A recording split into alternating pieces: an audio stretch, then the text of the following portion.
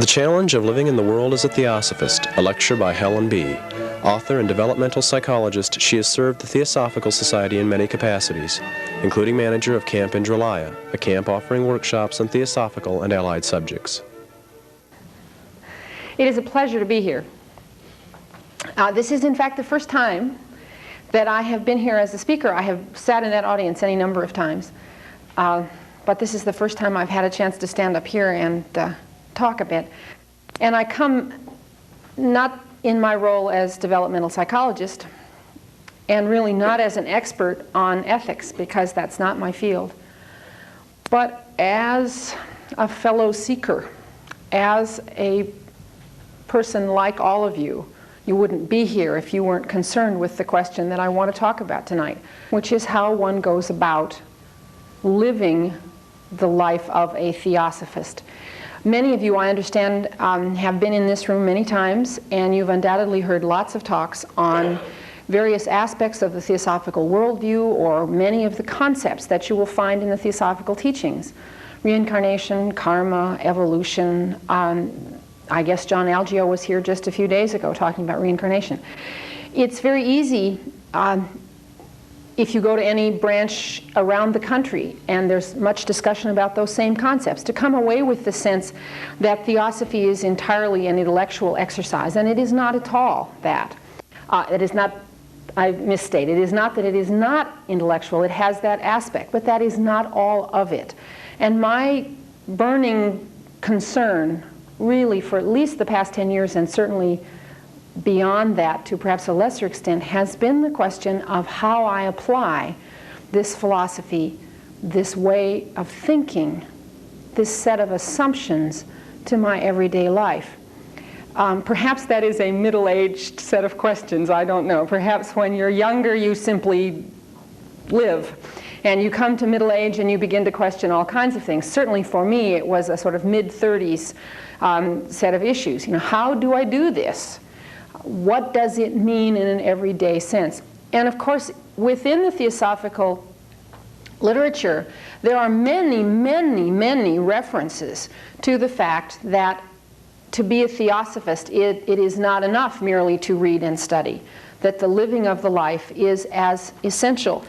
Madame Blavatsky said in The Secret Doctrine, which, as I think many of you know, is one of the central texts of the Theosophical teachings, and I quote, "Live the life if you would come to the wisdom. Live the life if you would come to the wisdom."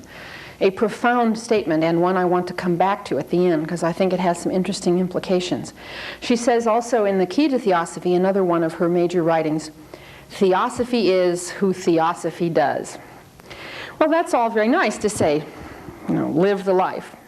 But what does that mean? What is it to live the life? How does that get me through the day?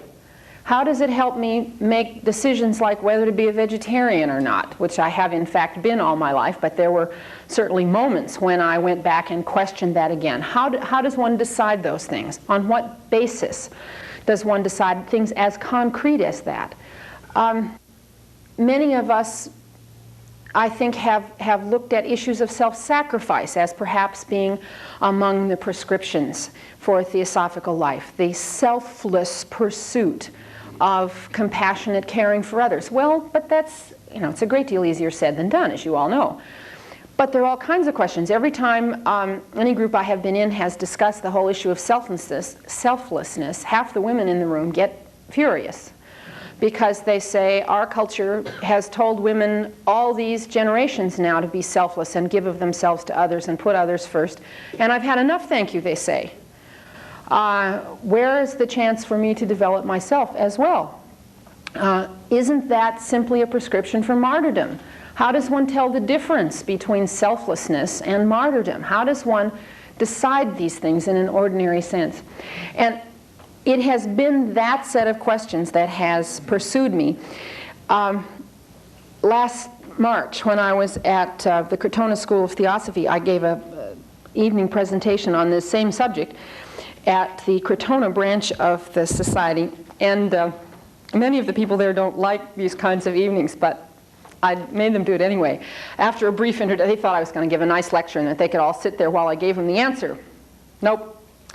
So I talked for about 5 minutes, and then I said, okay, I don't know what theosophical ethics is. Why don't you tell me? And I made them all break up into little groups of 2, pairs, I guess you could say that is, rather than a group, and write each pair a definition of theosophical ethics.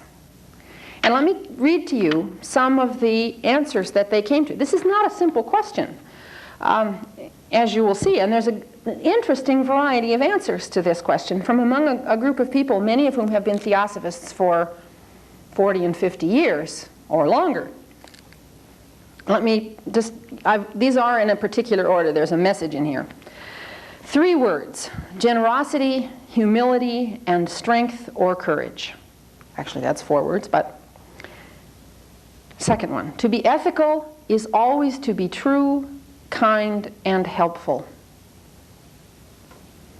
Theosophical ethics, as distinct from conventional religious ethics, revolves around the practice of harmlessness, tolerance, and unity.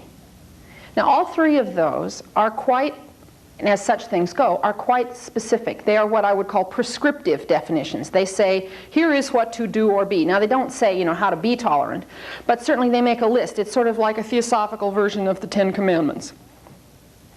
Much to be said for that. Number 4, respect for all sentient beings and the will to feel their joys and sorrow as if they were our own. That's a little less prescriptive.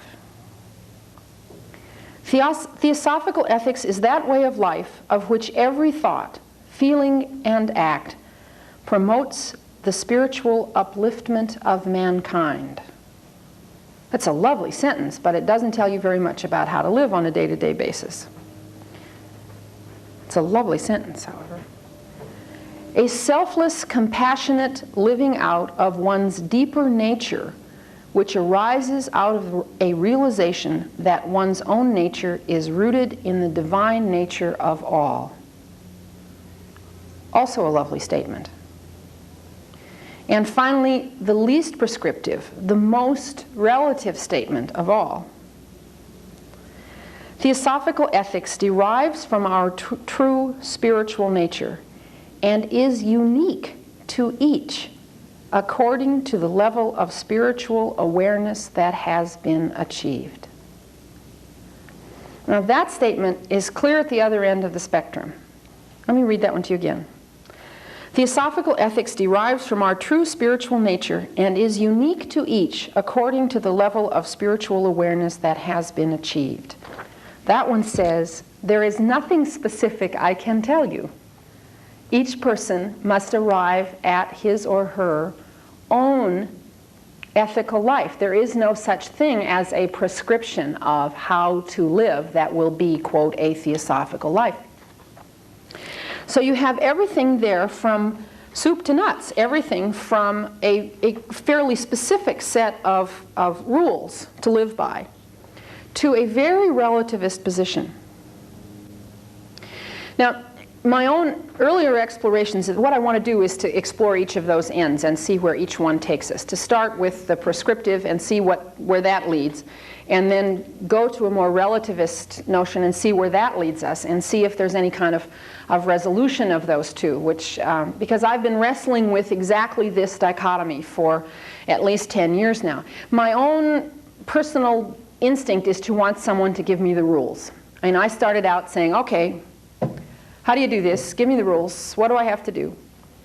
And in the Theosophical branch in Seattle, where I was then a member, I, full of enthusiasm, agreed to do a once-a-month discussion series on Theosophical ethics. I figured there's nothing like forcing yourself to teach it to make you learn something. So I started reading, and the book that influenced me perhaps more than any other is a small book that many of you may have read called At the Feet of the Master, of which I happen to have a copy, which I rushed over this. I couldn't find my copy. I must have given away 15 of these in the course of the years. Couldn't find my copy, so I rushed over to the bookstore to buy one. It was written by Krishnamurti in his very early years as a reflection of the teachings that he had been receiving. And this is a wonderful book for a person who wants a nice prescriptive detail about how to live a theosophical life. And it says, for example, it lists as the qualifications for the path of enlightenment: discrimination,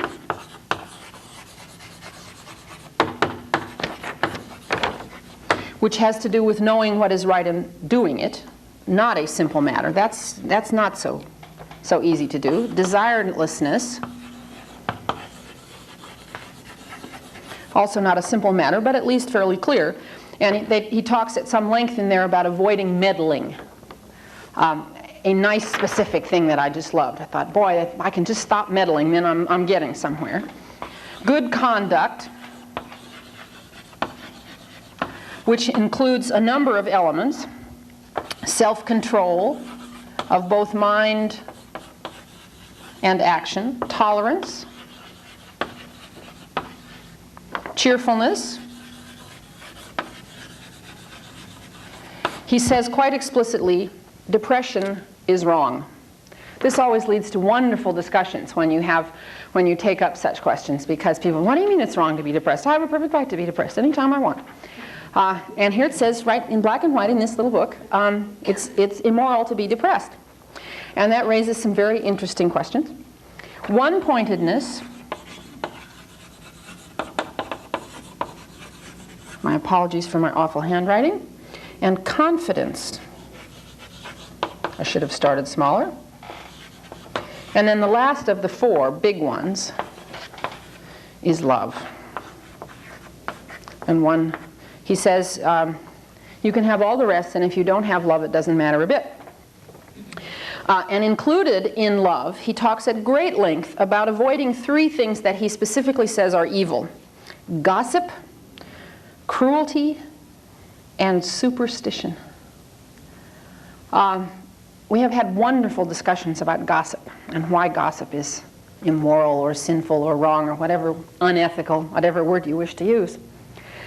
This was about as concrete as I found it. And in the course of our discussions, I will try to write,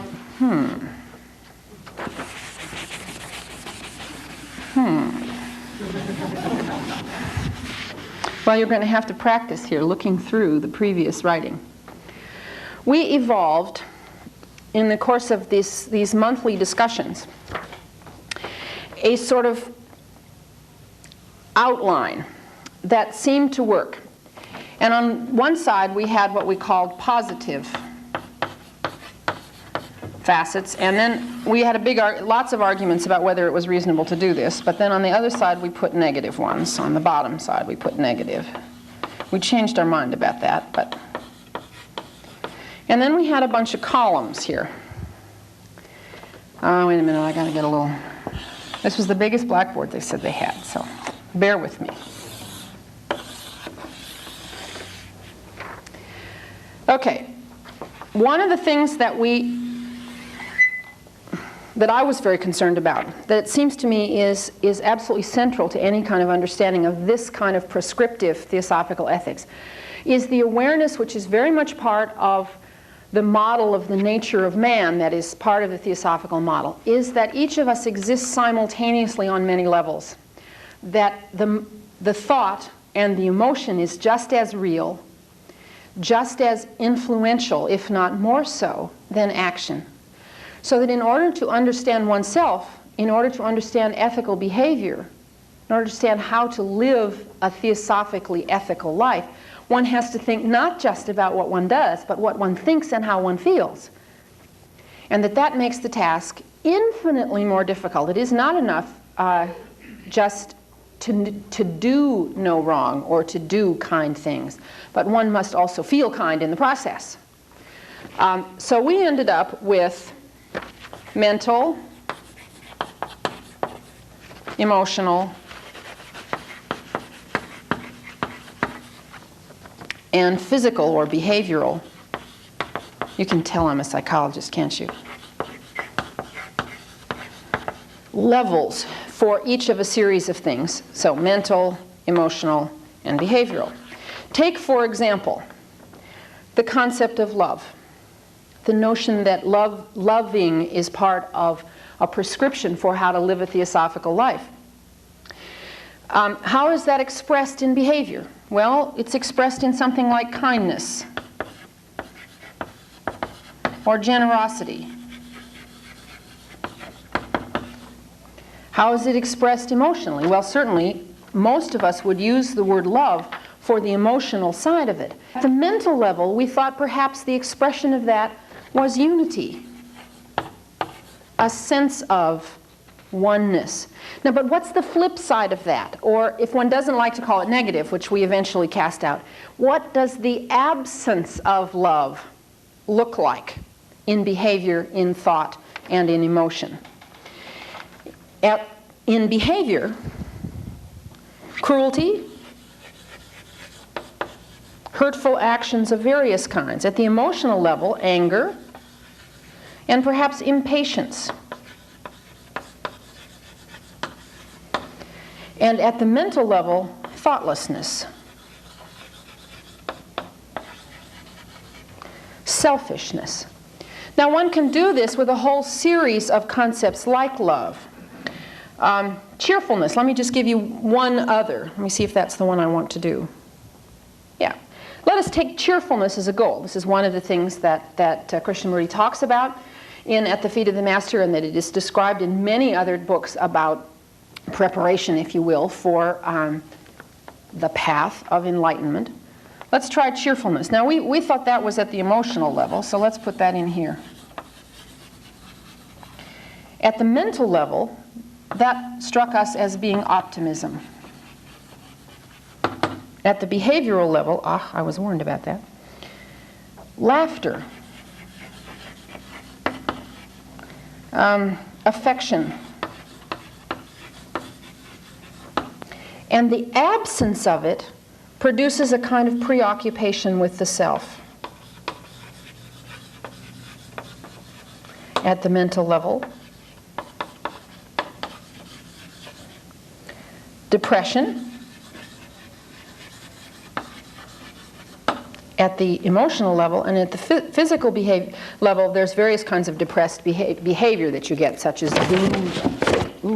gloomy looks, lots of body language stuff that indicates a lack of cheerfulness. That, you know, I'm sure you've all, if you're around someone who's depressed, it's terribly contagious. It's hard to be cheerful around, and it's partly that there's all this body language. It's also that at the emotional and the mental level, there are all kinds of other things being radiated. What we did was to take, as a group, one column of this each month, and we argued about it. Did it, was that really right? And how did it apply? And we talked about specific cases, and then everybody went home and tried it for a month. Worked on that particular quality in all of its manifestations, at the mental level, at the emotional level, at the physical, behavioral level, and observed ourselves when we behaved or thought or felt in ways that expressed the lack of that. That is, observed ourselves when we seemed to be showing any of these characteristics, to see when it happened, why it happened, and then talked about how one might get around that. So we talked about some of this same model, and then we made a series of agreements about things we would do during the week. Let me read you some of these agreements. It provoked all kinds of wonderful arguments. I agree to perform one kindly or loving act for another person each day, preferably anonymously. Hard to do, by the way, in a small community. The anonymously part, not the kind or loving act. I agree to spend at least 10 minutes a day generating caring or loving thoughts for or about some other person or persons. I agree not to grumble or whine about people or situations, and if I do, I will ask myself why. I agree not to speak of another person unkindly, unnecessarily, or untruthfully. That one has to do with gossip. And I have to tell you, that is the hardest one.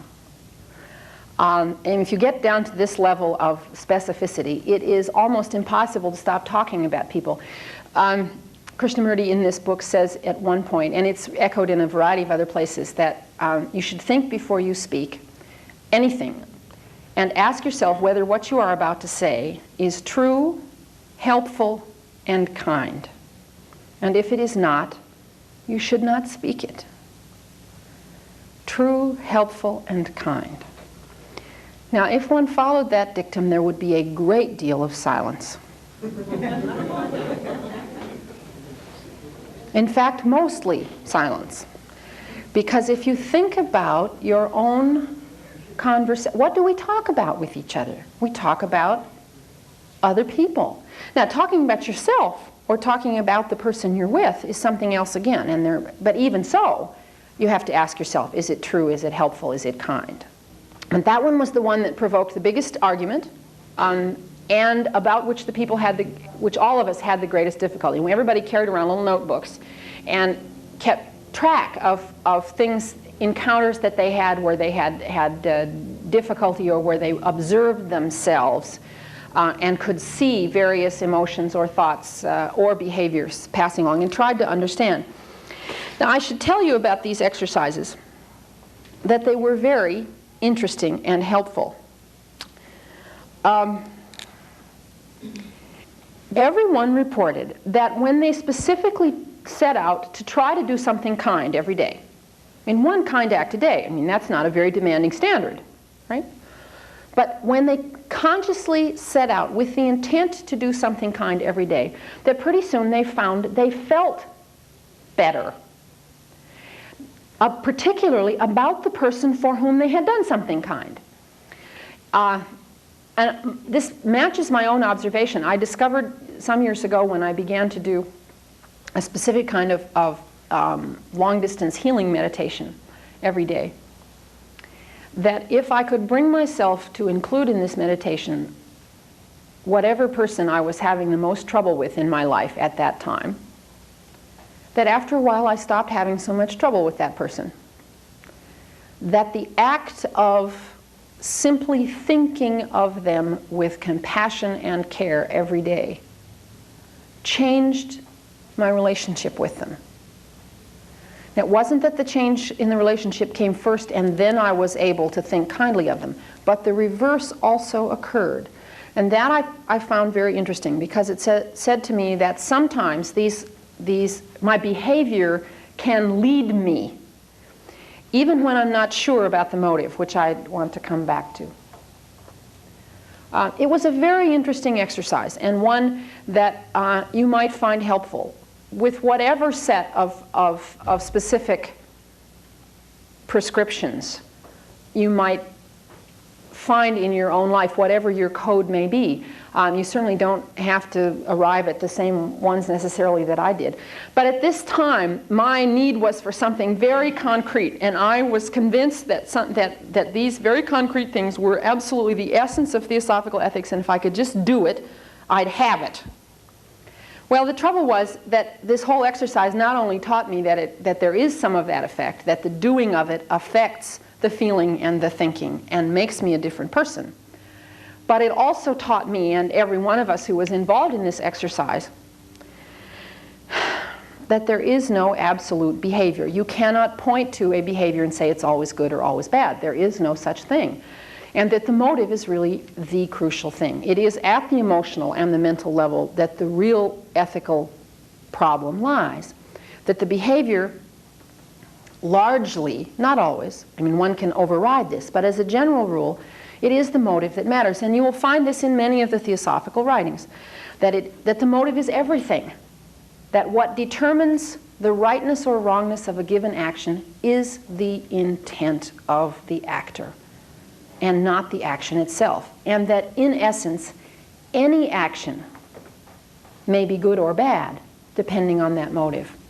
If you help someone, whatever, they ask for help on their term paper, or they need to borrow money, or they ask you to drive them to the hospital, or any kind of action. If you help them because you're acting out of genuine compassion or caring, that's one kind of helping. But if you watch your own motives when you're doing these things, what you discover is that there's all kinds of other murky, muddy stuff in there. Like you really are helping them partly because you want them to owe you one. Or you want them to like you. Or you're afraid that if you don't, something unpleasant will happen. They won't approve of you, or you won't like yourself, which is a little subtler version of the same thing. That is, suppose you have decided that it is good to be good and helpful. So you act in that way not because you feel particularly kind or generous toward this person, but because you've decided it's a good thing to do. Even though that may, in the end, change the way you feel about that individual and eventually help you to feel genuinely compassionate, the initial motive may be only to be a good person. And that is just as self-centered a motive as many of the others. So the motive just gets plain tricky. And the more we explored this, the more it became clear to me that I could not write a set of prescriptions. That is not to say that these are not helpful. I still find them helpful, as I'll come back to in a bit. But it just became clear that, that I was looking, how can I put it, at the wrong level. That there was something else here that I was not really dealing with at all. And that led me back into reading a rather different source and led me to a kind of relativism, which I have been grappling with more recently. I'm a concrete person. I like things laid out tidily. So for me to get fuzzy and relativist in morality was a fairly good-sized leap. And I think it upsets a lot of people to think that Theosophy doesn't tell you what to do. Well, why doesn't it tell you what to do? We say instead everyone must find his or her own path. And that is profoundly disturbing to people because they say, well, where is it? Tell me how to do it. And I used to tell people how to do it. I thought I knew. And then I came to the point where I didn't know anymore. And then there's another stage which I'll tell you about where I thought I knew again, and I think I may be back to the I don't know. But at the moment I'll tell you the second step, which was I'm not sure. I ended up going back and reading some of the relativist answers, and let me give you some quotes from some fairly recent writings of this ilk. The first is from John Algeo, whom some of you may have heard speak. Was it just last Sunday? Yeah. Very eloquent speaker and writer. And he says, specifically on the question of theosophical ethics, he says, Theosophy offers no list of commandments, no set of instructions about what people should or should not do. Any such list would only lead to sterile arguments about the letter of the law and to holier-than-thou attitudes, which are the very antithesis of brotherhood. Now, I might beg to differ with John Algeo because certainly there are books contained within the theosophical literature, such as the one from which I have been quoting, and many by Bishop Leadbeater, particularly the one that I found useful, book called The Inner Life. There are lots of books around that give you nice, tidy little lists.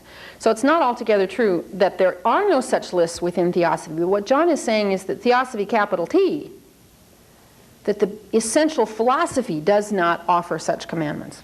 And he goes on to say that the basis of theosophical ethics is the practice of brotherhood, which is an inevitable consequence of the radical oneness of all life. Each must discover for himself or herself what is right.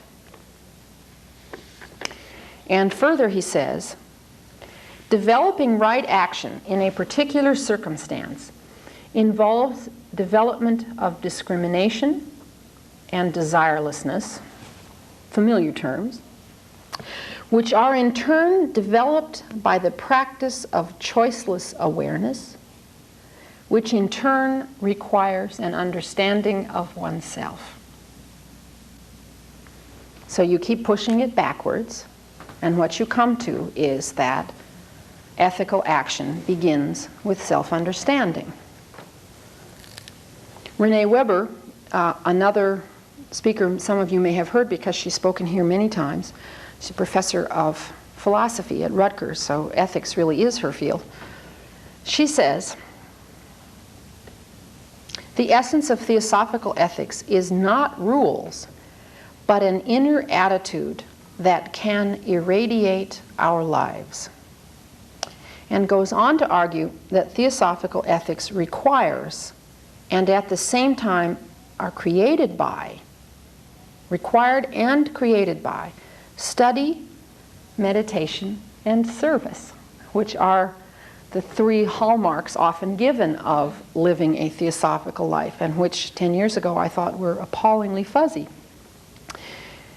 Thus again, it is self-understanding which is said to be the key. Meditation is part of this. It is a kind of prescription. She's saying what to do. She says meditate, study, service. Meditate so that each of us may experience directly that inner light which may irradiate our lives.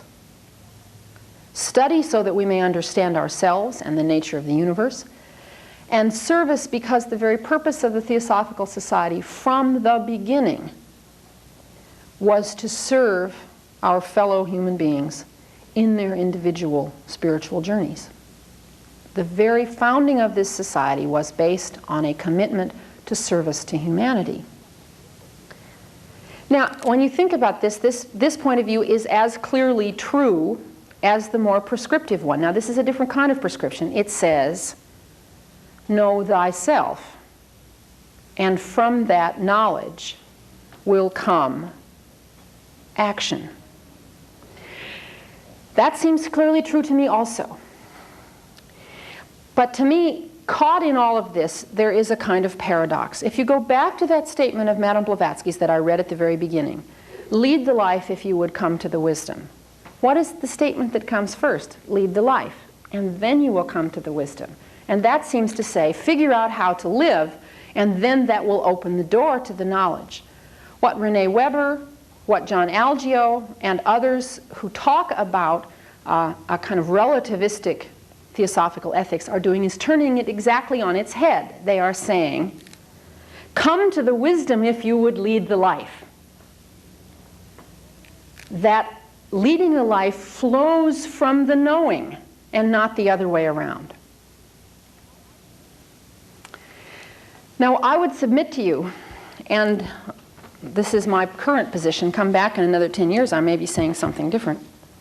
I would submit to you that both of those are true simultaneously, and that to live a theosophical life, to deal with the everyday moral and ethical questions, requires both of those attitudes simultaneously.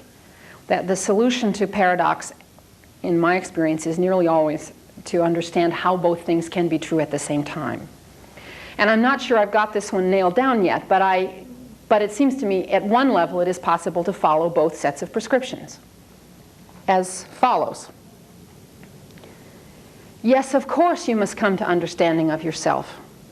And meditation, study, and service are noble ways to do so. They're not the only ways. I happen to believe that certain kinds of therapy are very useful ways of coming to know yourself as well. There are many ways to come to that illumination. Theosophy offers roadmaps, offers insights from many scholars, from many teachers through millennia about how one might do that. But there are zillions of kinds of meditation, and each one of us must decide for ourselves which one is the better path for us. So yes, all of that is true, that self-understanding must be a part, that opening of that window so that the light may shine through is certainly a part of the process, because only when that light is shining through is the motive for our action pure. Is it selfless? And there's irony in that, because it seems to say, take what seems on some sense to be a selfish action, that is to be preoccupied with oneself, in order to achieve selflessness. But I find that only to do that doesn't get me through the day. It doesn't tell me enough about how to act on a day-to-day basis. If I wait until my motive is pure, I mean, shoot, when do I start helping people? When do I begin anyway to go ahead and do it? Even though I watch myself and I say, yeah, that's true. Part of me is doing this because I want everybody to think I'm just such a swell and holy person. Yes, that's true. I can see that very clearly. I I'm aware, for example, that when I do therapeutic touch, which is a form of healing with which some of you may be familiar, which I think there's a group here that does therapeutic touch. I'm aware that when I do that, there is often a part of me that is watching and saying, gosh, isn't that neat? Isn't she impressive? Look at her doing all those helpful things. And there's a part of me that's there, that's off watching, being pleased with myself. And there's a part of me that's not. There's a part in which the window is open and it's all just right there and sort of pure compassion comes through. If I waited until it was only the second of those before I tried it, I could wait a long time. I mean, there's no guarantee that in this lifetime I'm going to get there. I could try, but to wait until the motive is pure seems to me to be wasting an awful lot of time. So it seems that to me that simultaneously one needs not only to work toward that illumination from which ethical action flows automatically, but one needs to go ahead and behave anyway, to do the best one can. Impure though it may be, full of inconsistencies, full of selfishness as it is. And it is here that my experience with these experiments comes back to aid me, because my experience was very much that as I acted, it changed me. It was not just that I did something that on the face of it looked nice for someone else, although I certainly have tried to do that, but that act itself fed back into my self-awareness. So the third piece, first piece is all of that study, meditation, and service that allows one to know oneself by whatever technique, and there are many. The second is just to go ahead and follow these prescriptions or some other, the best one can. And the third piece is to watch, to observe yourself in the process of acting and feeling and thinking in each moment. To be aware of the complexity of the motive, to be aware and laugh at yourself when you come upon these, we're all really pretty funny about all of this, all of these incredibly mixed motives, the sort of secret, sneaky way in which self-aggrandizement creeps in to actions that otherwise look just incredibly kind and generous. To watch all that, not judgmentally, just to be aware. And it then works like what psychologists and others in communications call a feedback loop. So that the more you understand of yourself, the more you meditate, the more clear you become, the easier it is to act from the heart. The more you behave as if you were acting from your heart, the more open you become to the meditation, to the study. So that the system operates both ways. You don't have to start at one end only. You can start at both ends. But the key for me is that observation, that awareness of the process as it is going on. And it's from that I learn. I do think actually that acting as if your motive were pure is itself a very large step in the right direction. Without saying, oh, what a terrible person I am because I can't seem to do this without wanting something for myself. Just saying, okay, this is the best I can do at the moment. Sure, part of me wants a little praise for visiting my sick friend at the hospital every day. I mean, isn't that impressive? And certainly I do find the opportunity to drop into the conversation. Well, yes, I did go see Vera again today, so that everyone can admire the fact that I've been going every day.